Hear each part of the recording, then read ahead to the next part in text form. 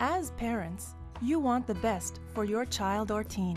They need your love, support, and encouragement. It is your role to ensure that they are cared for and to be a good role model. Sometimes, families struggle and the children or teens cannot safely be cared for at home.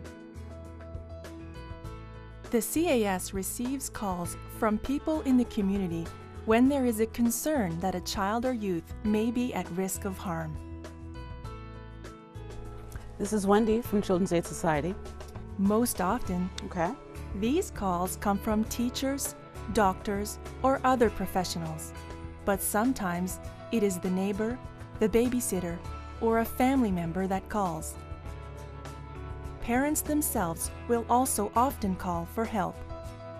When the intake worker receives a call, they determine the appropriate course of action based on the information that they are given by the caller.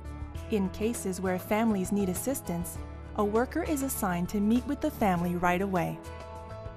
When a worker goes to a home to discuss a concern for the well-being of a child, parents are often frightened. However, the worker's intent is to ensure that the child is safe. Parents are the single most important people in a child's life, and the Children's Aid Society wants to help them reestablish a safe and nurturing environment for their child. I don't think you do get past the initial fear. Obviously, remember, if they're there on your door, somebody cares. And they don't maybe not have the time themselves to be stepping in, may not know how to step in, but the Children's Aid does. So if they're there, they're knocking on your door, open it and let them in. Great lengths are taken to ensure that the parents understand the role of the Children's Aid Society. This video is meant to help people understand how the CAS does its work and will hopefully answer questions that parents may have when they are first contacted by the agency. The CAS is there to help families so that their children can grow up in a safe and loving home. So how do I get ready to meet families when they first come to my desk? Well, essentially I try to figure out if there's a history of involvement and look for strategies that may have worked to help the family in the past. I'll meet with my supervisor to discuss different strategies, and then I call the family. After I call the family, I try to figure out a way, somewhere to meet that they're very comfortable. Most often it's their home, and we set up an appointment to meet, usually in their home. So what I look for when I meet with the families is I try to understand how does it make sense that they are where they're at. And in understanding the factors that led them there, I try to develop strategies that will support the family and keeping the family together.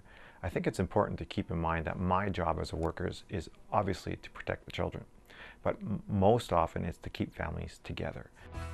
During the initial stages of involvement, the worker will meet the parent and the children individually.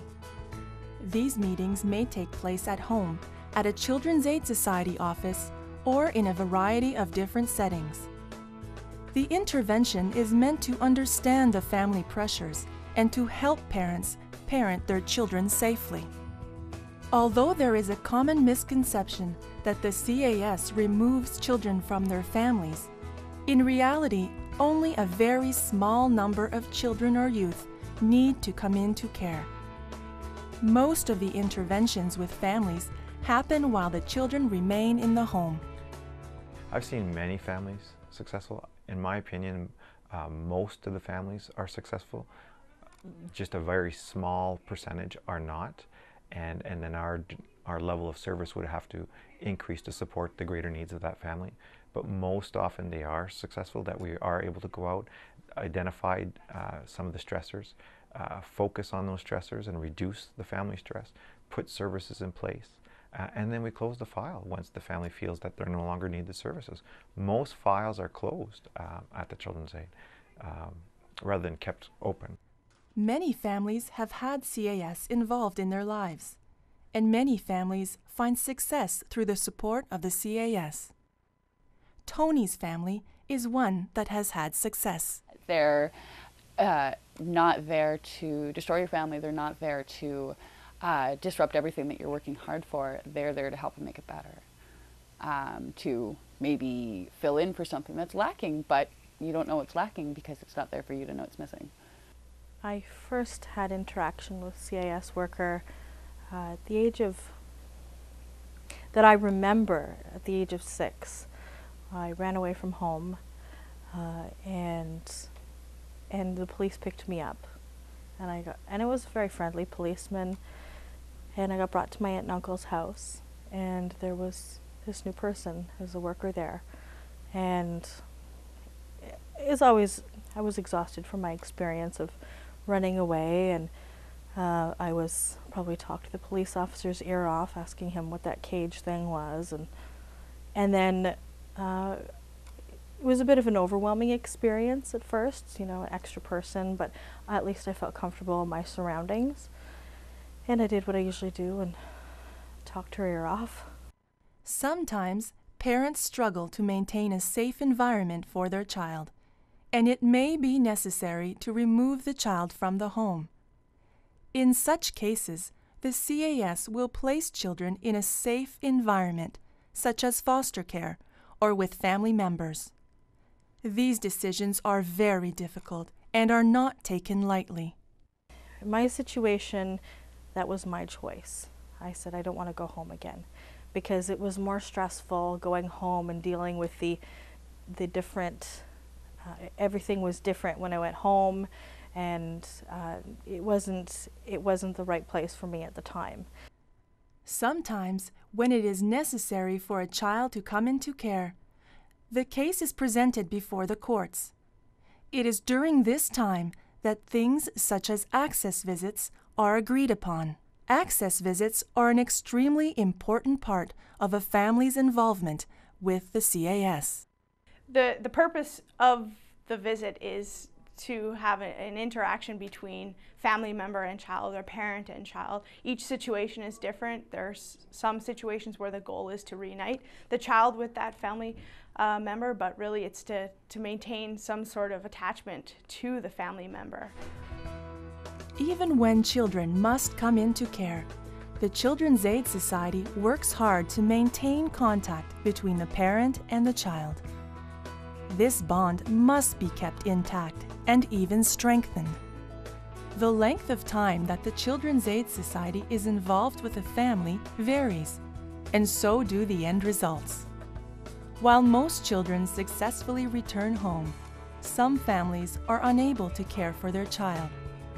For these children, the Children's Aid Society strives to find permanent, loving homes.